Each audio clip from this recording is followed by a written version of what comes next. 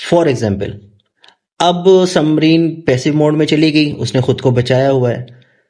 अब second mode, submarine पकड़ी गई, ठीक है, पाकिस्तानी नेवी ने पकड़ लिया इंडियन सबमरीन को। अब पाकिस्तान नेवी क्या करेगी? सबसे पहले जब भी किसी मुल्क की सबमरीन पकड़ी जाती है ना, उसको वार्निंग शॉट दिए जाते हैं, ठीक है, उसके साथ कम्युनिकेशन किया जाता है कि हाँ भाई, हमें पता चल गया आप यहां हो, मेहरबानी करके ऊपर आ जाओ, ठीक है, उसे ऊपर बुलाया जाता है। यह होता है नॉर्मल टाइम्स में, ठीक है। बट अगर वार है तो फिर ऐसी कोई एसओपी मौजूद नहीं है कि वार टाइम में दुश्मन की सबमरीन पाकिस्तानी पानी में पकड़ी गई है तो उसको आप ऊपर बुलाएं, उसको धमकी दें, उसको किक आउट करें। वार टाइम में तो टॉर्पीडो फायर कर दो, डेप्थ चार्जर फायर कर दो, लॉन्चर फायर कर दो, उस सबमरीन को मार दो। चलो भाई, इंडियन सबमरीन पकड़ ली पाकिस्तानी नेवी ने, ठीक है, पाकिस्तानी पानी में। अब क्या होगा? उसको वार्निंग दी, वो ऊपर नहीं आ रही, ठीक है, उसके साथ कम्युनिकेशन करने की कोशिश की, वो ऊपर। अब पाकिस्तान नेवी को क्योंकि पता चल गया है कि इंडियन सबमरीन है, उन्होंने फायर कर दिया टॉर्पीडो, ठीक है। अब हम सेकंड मोड पे आ गए कि सबमरीन पैसिव मोड में थी, अब वो दुश्मन के हमले में आ गई है। जब पाकिस्तान नेवी का शिप टॉर्पीडो फायर करेगा ना पानी में, तो वो टॉर्पीडो जाएगा अंडर वाटर, ठीक है, दुश्मन की सबमरीन के पास।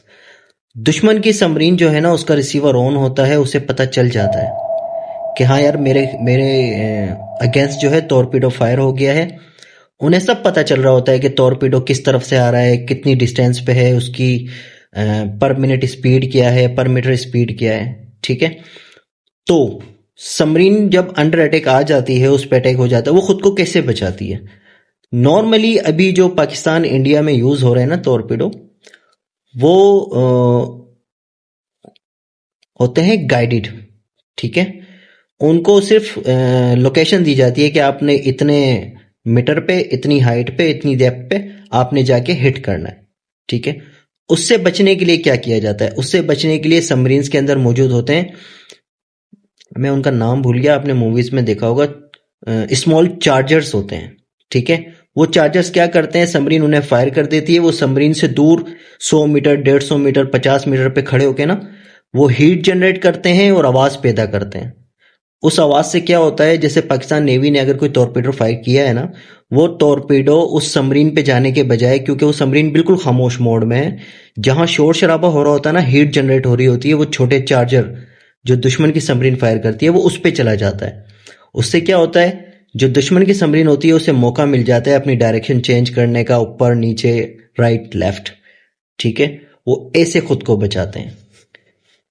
और उसके बाद यही होता है कि सबमरीन जो है वो अपनी लोकेशन चेंज कर सबमरीन अपनी लोकेशन को चेंज करती है, उस एरिया को क्लियर करने की कोशिश करती है।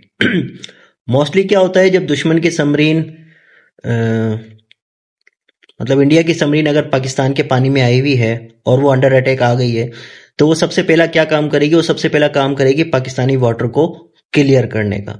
जो भी पाकिस्तान का डेटरेंस वाटर होगा, चाहे वो ब्लू वाटर हो, ऑरेंज वाटर हो, ठीक है, वो ओपन सी की तरफ जाएगी। जैसे ही वो ओपन सी में जाएगी, उसके बाद फिर वो सरफेस कर जाए, वो घूमे फिरे जो भी हो, फिर इंटरनेशनल कानून के मुताबिक ओपन सी जो है वो सबके लिए खुला होता है, ठीक है, उसमें कोई किसी का दुश्मन नहीं होता। जैसे पाकिस्तान नेवी के शिप्स जब ओपन सी में होते हैं, तो इंडियन नेवी के भी शिप्स आसपास से गुजरते हैं तो नजर आ जाते हैं, ठीक है। बड़ा मतलब अच्छा माहौल होता है, नारे वारे लगाते हैं, हम लगाते थे, वो लगाते थे, तो ये सारी चीजें होती हैं। अब आते हैं पाकिस्तान नेवी की सबमरीन्स और इंडियन नेवी की सबमरीन्स के ऊपर। यह है बहुत ही इंपॉर्टेंट टॉपिक, जिसकी जरूरत है जानना, लोगों को जानने की जरूरत है, ठीक है। देखो यार, पाकिस्तान नेवी जो है ना, वो पाकिस्तान के हिसाब से बिल्कुल ठीक है, ओके। और इंडियन नेवी जो है वो इंडिया के हिसाब से ठीक है। ये जो नेवल वारफेयर है ना, ये बहुत महंगा होता है, बहुत महंगा सौदा होता है, ठीक है। चाहे वो जहाज हो, सबमरीन्स हो, और अंडर वाटर वार हो, ये बहुत महंगी चीजें होती हैं। तो पाकिस्तान नेवी जो है, उसकी जो कैपेबिलिटीज है वो पाकिस्तान के हिसाब से ठीक है। जो इंडियन नेवी की है वो इंडियन नेवी के हिसाब से ठीक है। पाकिस्तान नेवी की इस वक्त जो गूगल के मुताबिक अगर मैं बताऊं, तो पाकिस्तान नेवी के पास 5 सबमरीन हैं कराची में, ठीक है। बाकी मैं ज्यादा डिटेल में नहीं जाना चाहता। और इंडियन नेवी के पास तो कहाँ 5 और कहाँ 18, ठीक है। और रही बात के पाकिस्तान नेवी इंडियन नेवी से ज़्यादा ताकतवर है, तो देखें यार, मीडिया क्या बोलता है, लोग क्या बोलते हैं, क्या खबर फैलाई जाती है, ये सब एक अलग बात है, ठीक है। जो नेवी वारफेयर है ना, उसमें वही मुल्क ताकतवर है जिसके पास पैसा है, जिसके पास बहुत बड़ी नेवी है, जो उनकी रेडीनेस को बरकरार रख सकता है, उस पर खर्चा कर सकता है। तो ताकत के हिसाब से पाकिस्तान नेवी जो है ना, वो अपने मुल्क के हिसाब से ठीक है, हमारी नेवी है, बेहतरीन है, ठीक है। बट अगर दुनिया के हिसाब से देखा जाए तो इंडियन नेवी जो है वो दुनिया की बड़ी नेवी में से एक है, ठीक है। 18 सबमरीन्स हैं उनके पास, डिस्ट्रॉयर्स हैं डिस्ट्रॉयर्स हैं उनके पास, फ्रिगेट्स हैं उनके पास, ठीक है, मिसाइल बोट्स हैं उनके पास। तो पाकिस्तान नेवी इंडियन नेवी के मुकाबले बहुत छोटी है, ठीक है। ये बात रियलिटी है, इसमें कोई वो नहीं है। इंडियन नेवी के पास 2 एयरक्राफ्ट कैरियर हैं, आईएनएस विक्रांत है, आईएनएस विक्रमादित्य है, ठीक है। ये जो एयरक्राफ्ट होते हैं ये अपने आप में बला होती हैं। अभी मैं देख रहा हूँ फेसबुक पे पाकिस्तानी जो है ना वो ब्लॉगर्स और इन्फ्लुएंसर्स अजीब अजीब बातें कर रहे हैं कि इंडिया के एयरक्राफ्ट कैरियर को तबाह कर देंगे, ये कर देंगे, वो कर देंगे। ऐसा नहीं होता, ठीक है। जो एयरक्राफ्ट कैरियर होता है ना, जब वो समंदर में मूव करता है तो अंडर वाटर उसकी सिक्योरिटी के लिए सबमरीन होती है, उसके राइट लेफ्ट और उसके फ्रंट पे डिस्ट्रॉयर चलते हैं, फ्रिगेट्स चलते हैं, ठीक है। अच्छा, तो आप लोगों को नहीं पता, डिस्ट्रॉयर जो होता है ना वो एक हैवी हैवी शिप होता है, ठीक है, जो surface to surface, surface to sub surface, surface to air, ठीक है, इन तीनों चारों लोकेशंस में वो वार कर सकता है। डिस्ट्रॉयर को कहते हैं ऑफेंसिव, ठीक है। जो फ्रिगेट होता है वो होता है डिफेंसिव। डिस्ट्रॉयर यूज किया जाता है हमले करने के लिए, और जो फ्रिगेट होता है वो यूज किया जाता है डिफेंसिव मोड के लिए, खुद को बचाने के लिए, प्रोटोकॉल देने के लिए, सिक्योरिटी देने के लिए, ठीक है। तो इंडियन नेवी के पास इस वक्त जो ऑपरेशनल है ना डिस्ट्रॉयर, वो हैं 11 से 12, ठीक है।